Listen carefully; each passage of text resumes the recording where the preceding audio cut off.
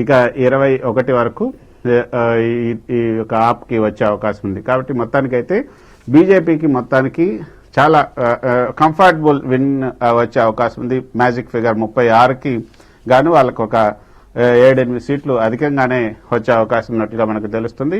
ఇక ఏదైతే AP CM Chandrababu Naidu ప్రచారం చేసినటువంటి షాద్రా ఎమ్మెల్యే 8,600 ఓట్ల ఆధిక్యంతో కొనసాగుతున్నారు. సంజయ్ గోయల్ షాద్రా నియోజకవర్గంలో అక్కడ సుమారు 9,000-10,000 వరకు కూడా పోయే అవకాశం ఉన్నట్లుగా ఉంది. అక్కడ తెలుగు ఓటర్లు కొంచెం ఎక్కువగా ఉన్నారు.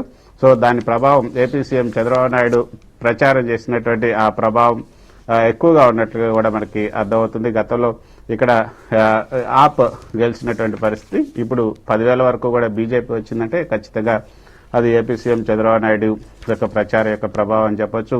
అదేవిధంగా కేంద్ర మంత్రి పెమ్మసాని ప్రచారం చేసినటువంటి శ్రీనగర్ కాన్స్టిట్యున్సీ కూడా బీజేపీ అభ్యర్థి తిలక్ రామ్ గుప్తా ముందంజలో ఉన్నారు. ఆయన 2,000 ఓట్లకు పైగా కూడా ముందంజలో కొనసాగుతున్నారు.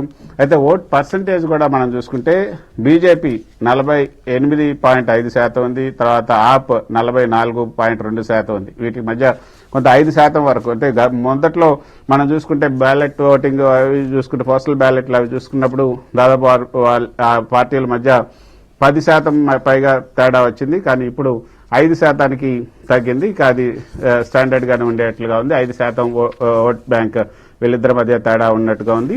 కాంగ్రెస్ మాత్రం 6.82, 6.5, 6 అయితే దాటింది. గతంలో కన్నా ఒక 2-3% కాంగ్రెస్ పార్టీకి ఎక్కువ వచ్చే అవకాశం ఉంది. కాంగ్రెస్ ఆపు కలిపితే ఖచ్చితంగా బీజేపీ కన్నా ఎక్కువ వచ్చి ఉండే అవకాశం ఉంది. కాబట్టి కాంగ్రెస్ ఆప్ కలిసి పోరాడితే ఖచ్చితంగా బీజేపీకి ఇక్కడ కొంత చెక్ పెట్టే అవకాశం ఉన్న ఆ అవకాశాన్ని వీళ్ళిద్దరూ కాంగ్రెస్ ఆప్ ఈగోలకు పోయి ఇద్దరు కూడా యొక్క గెలుపును చేజేతలా పోగొట్టుకున్నారనేది రాజకీయ పరిశీలకులు చెప్తున్నమాట. హర్యానాలో ఆప్కి అవకాశం కాంగ్రెస్ ఇవ్వకపోవడంతో ఢిల్లీలో కాంగ్రెస్ కి ఆప్ ఇవ్వలేదు. అందుకే ఇద్దరు కూడా అక్కడ పోయారు, ఇక్కడ పోయారు. హర్యానా ఇదే ఇక్కడ జరిగినట్టుగా తెలుస్తుంది. అయితే వీకే ఈ ఫలితాలను బట్టి చూస్తుంటే ఖచ్చితంగా మనకి అంటే 37 స్థానాలు ఆధిక్యం సాధించింది గతంలో కన్నా. ఈ యొక్క బీజేపీ 37 స్థానాలని ఆప్ కూడా కోల్పోయింది.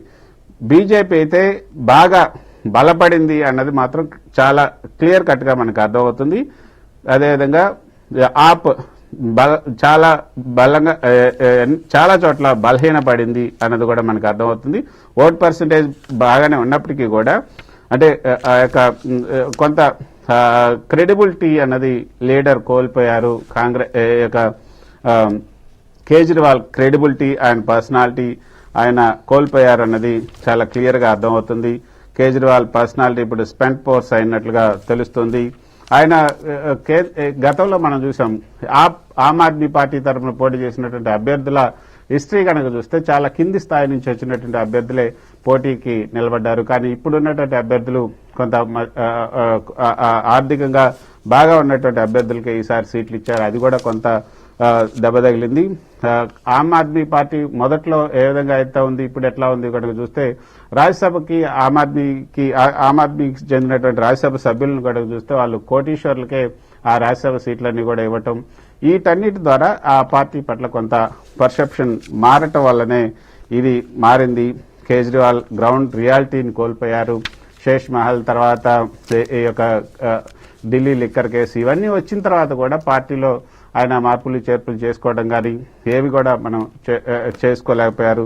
మనం చూసాం ఇప్పుడే ఎవరైతే ఆయన్ను పార్టీలోకి ఈ యొక్క రాజకీయాల వైపు తీసుకొచ్చి ఇదంతా చేసినటువంటి మొదట్లో ఉన్న ఆయనతో ఉన్నటువంటి నాయకులందరూ కూడా ఇప్పుడు ఇస్తున్నటువంటి స్టేట్మెంట్స్ చూసుకుంటే ఆయనకి ఏ విధంగా క్రెడిబిలిటీ తగ్గిపోయింది. అన్నా హజారే ఇప్పుడే కొద్దిసేపు క్రితమే ఆయన విలేకరులతో కూడా మాట్లాడారు.